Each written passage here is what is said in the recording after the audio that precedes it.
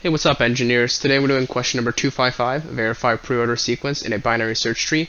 Before you continue, please check the description, because if there's anything incorrect in this video, I'll be making those corrections in the description, since I can't actually go back and edit the physical video itself.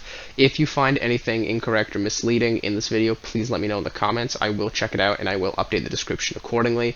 I don't want to be giving out, misleading or false information. If you guys like this video, it's my first ever video, let me know as well. It can be any constructive criticism, it's all really appreciated. But today we're working on question number 255, which is a abstract question that's going to require us to think of binary search trees in a very, very specific way. And it took me a couple hours to figure it out, to really understand what we were actually doing. And I really hope you guys get some awesome information out of this. Alright, so let's go ahead and read over the question real quickly. Given an array of numbers, verify whether it is the correct pre-order traversal sequence of a binary search tree, which I'll be referring to as a BST. You may assume each number in the sequence is unique, and so I just wrote a quick thing down here.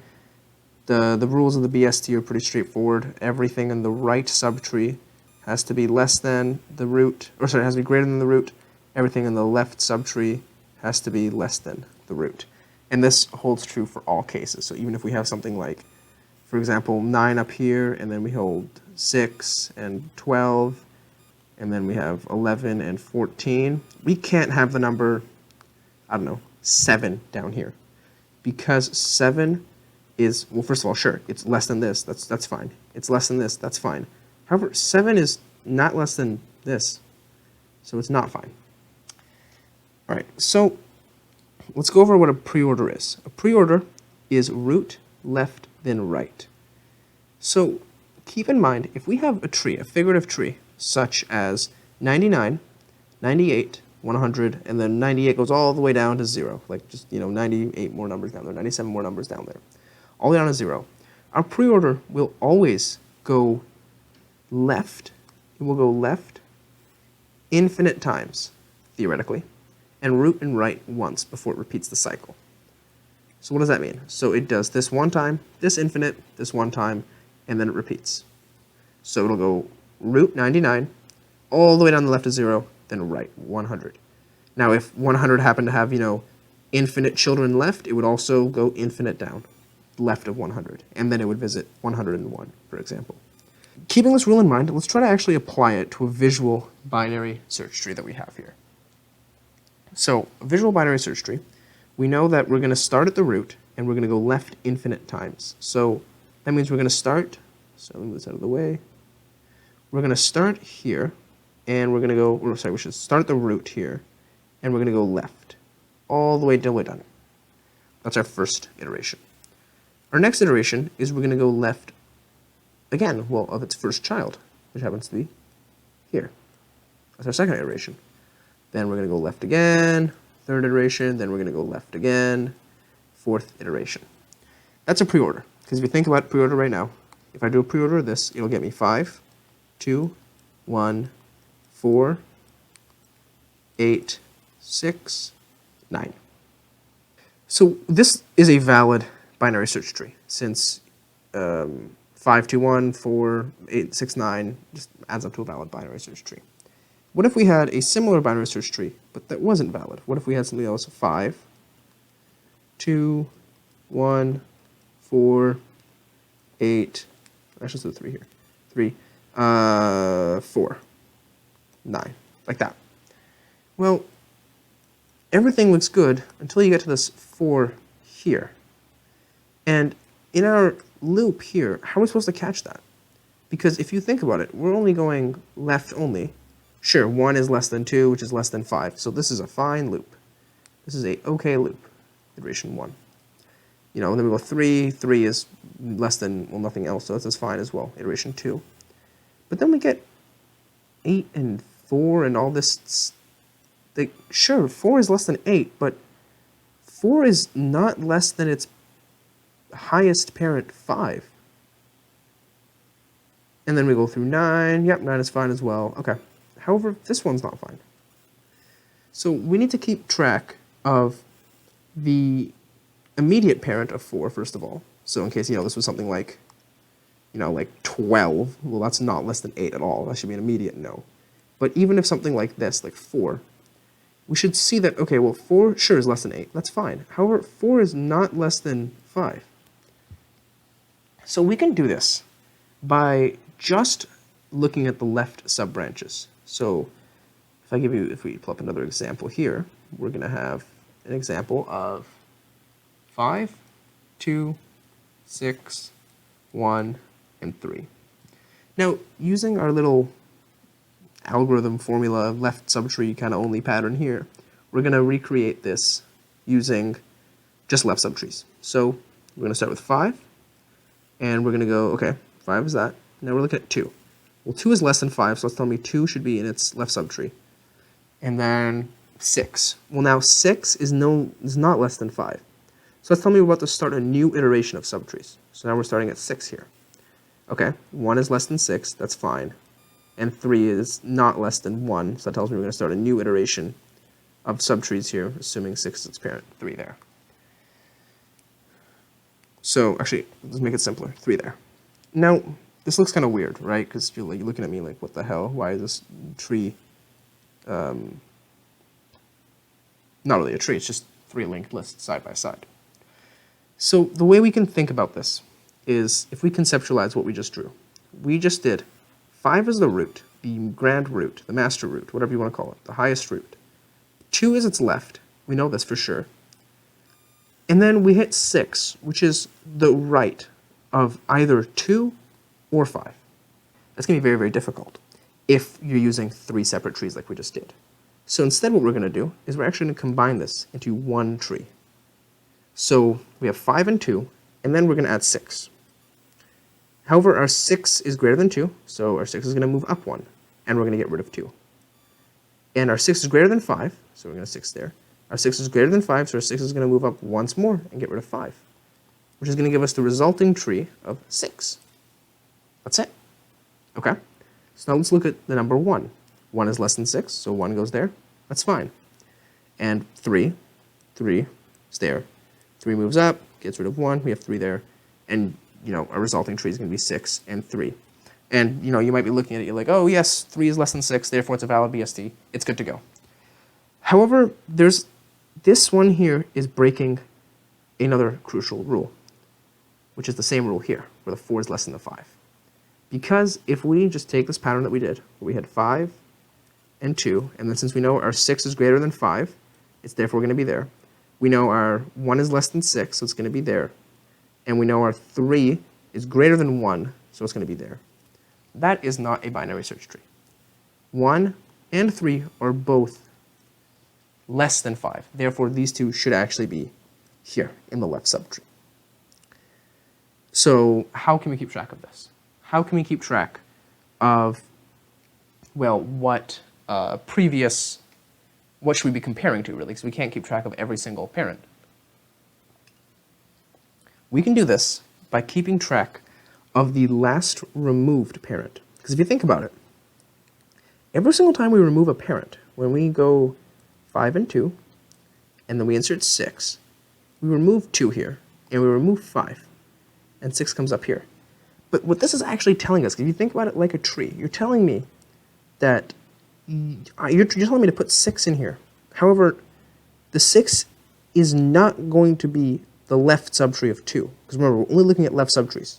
So every single time we remove one, we're actually moving right. So you're telling me it's not going to be the left of 2, so it's going to be to the right of 2. But then you're also telling me it's not going to be left of 5, so it's going to be to the right of 5. And there's nothing else higher up here to go, so therefore it's going to go there. So whenever we pop off, or whenever we remove a parent or a parent node, parent root, whatever you want to call it, that is telling us that we're transitioning from a left state, so we were going in this row here, to a right state. So for example, without looking at a tree, if we just take a subarray of this array we have here, 5, 2, and 6, if we just take the subarray, we're seeing that we're seeing that 2 is less than 5, Therefore, 2 is to the left of 5. Then we're seeing 6 is greater than 2. Therefore, 6 is to the right of 2. But 6 is also greater than 5. Therefore, 6 is going to be to the right of 5. And then when we keep going on, you know, we add 1 and we add whatever 3, whatever's next, this pattern keeps going. However, this is not a BST, and using this weird abstract mathematical formulas is not going to help. So let's actually translate this into a pattern which we can code. And I'll give you a hint, it's much easier than it looks. So let's look at the same array one more time now. But this time, let's follow two patterns that we know of. We know for every integer x, for every integer, shortened to int, x, we know that, first, if the last removed whatever node, or let's call it int actually, last removed int is greater than x, then it's not a BST. So let me show you what this means on an actual example. Remember, using our left-only tree, our left-only, well, not really a tree, let's call it a tree for now. Our left-only tree, we are going to have 5, we're going to have 2, and then you're going to try shoving a 6 in there. And the 6 is going to bubble up to there, and the last removed is going to be 5. So the last removed is going to be 5. The resulting tree is going to be 6. Then you're going to shove a 1 in there, and we're going to check this first rule here. Is the last removed 5, is it greater than the current integer x? 1. Well, yeah, it is. Therefore, it's not a BST. Because when we remove this, we're telling it we're going into the right subarray of 5.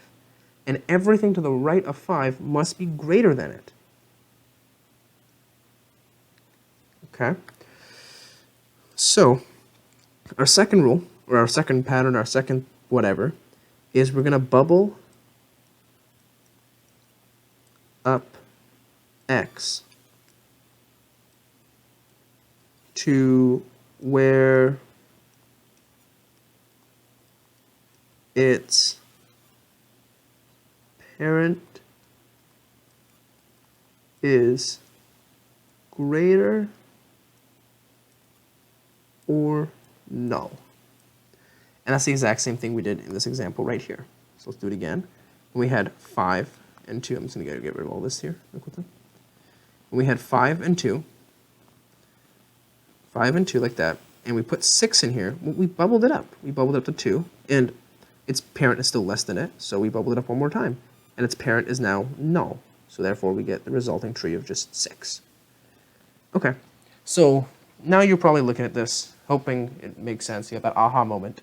And now you're looking at this example here and you're thinking, well, it doesn't make sense to use a tree for this, or like what type of structure will we use for this? And that's a really good question. So if you look at it, the operations we're doing on this, data structure. So I'm going to move this actually over here. So in our data of 5, 2, 6, 1, and 3, the operations we're doing on this are mostly insert at the end and remove from the end, which sounds very, very much like our favorite data structure, stack. Because if I do the same example one more time, but using a stack, it'll do the exact same thing. We have 5, we have 2. Then we have in the waiting line, or in our current, so our x is going to be 2, we're going to put 2 in there. Our x is going to be 6, and 6 won't fit in there, so we're going to remove 2. 5 and 6 is, sorry, 6 will fit in there, but 6 is greater than 2, so we're going to remove 2. 6 is greater than 5, we're going to remove 5. And that's going to give us the resulting stack of 6. Okay? Now our x is going to be 1. So I should put a little colon there. 1. 1 is going to fit perfectly there. And next one's going to be 3. 3 is going to fit perfectly there. This is just the second rule, by the way. If you were paying attention, you should have immediately seen that this right here breaks the first rule. And so what we can do is whenever we pop off, we can keep track of the last number we removed. So our last removed, LR, can be 2, and then our LR will be 5 here. Our LR won't change, it'll still be 5 here.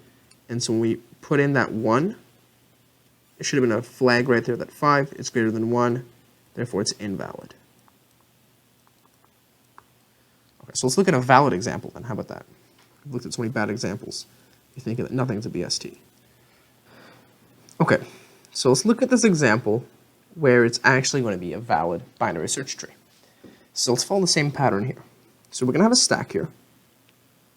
And let's do the stack actually down here. Okay. And we're going to have our X, which is what we're inserting, and then we're going to have our LR, which is our last removed. It's going to start at being, let's say, negative infinity.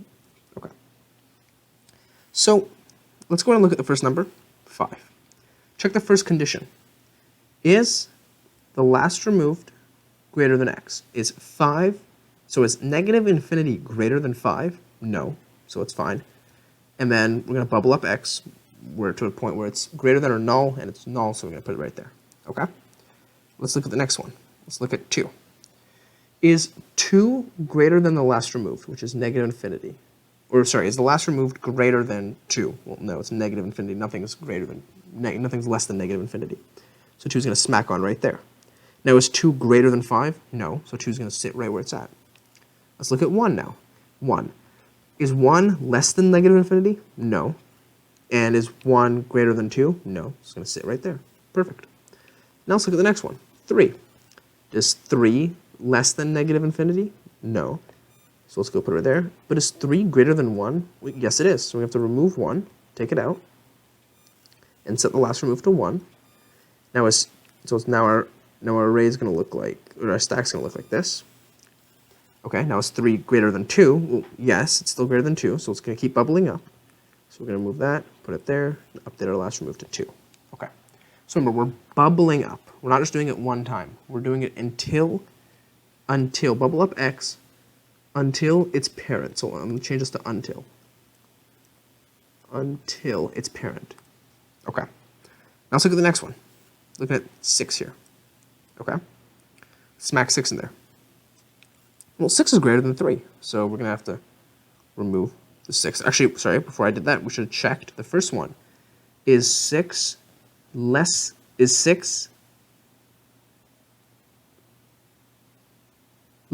2? Okay, so is 6 less than 2? Well, no, it's not. Therefore, the first condition is not met. So we continue. Then we're going to bubble up X, so we're going to put 6 in there, and we're going to bubble it up until its parent is greater or null.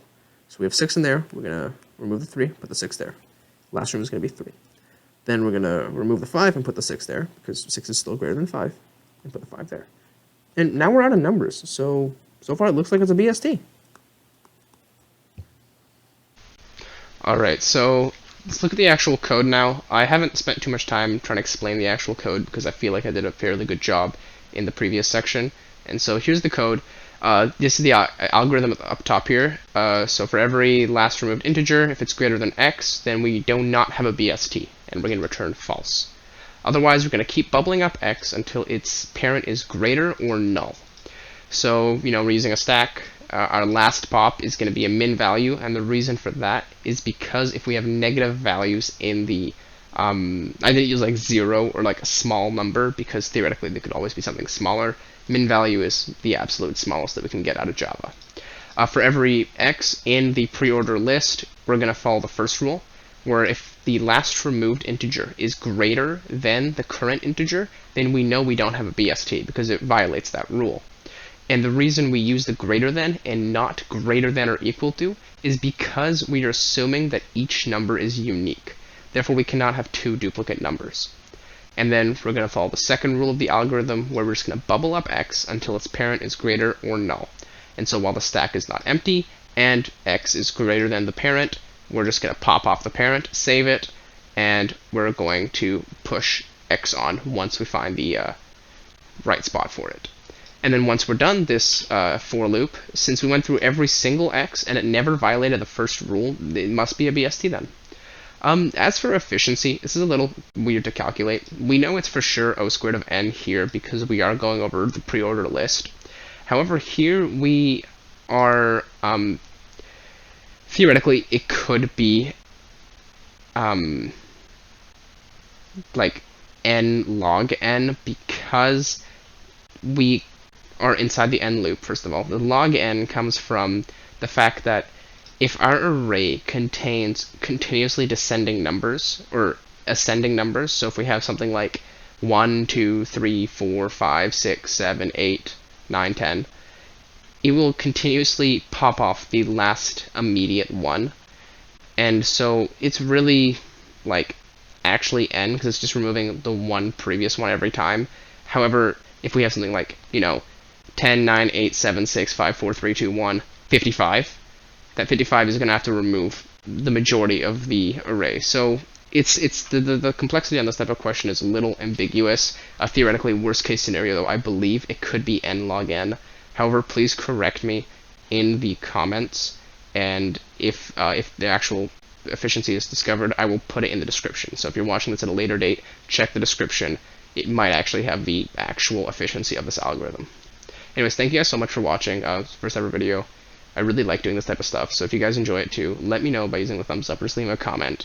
And I'm going to keep making these time permitting and energy permitting, but I really hope it's helped you guys on your path forward. And happy coding.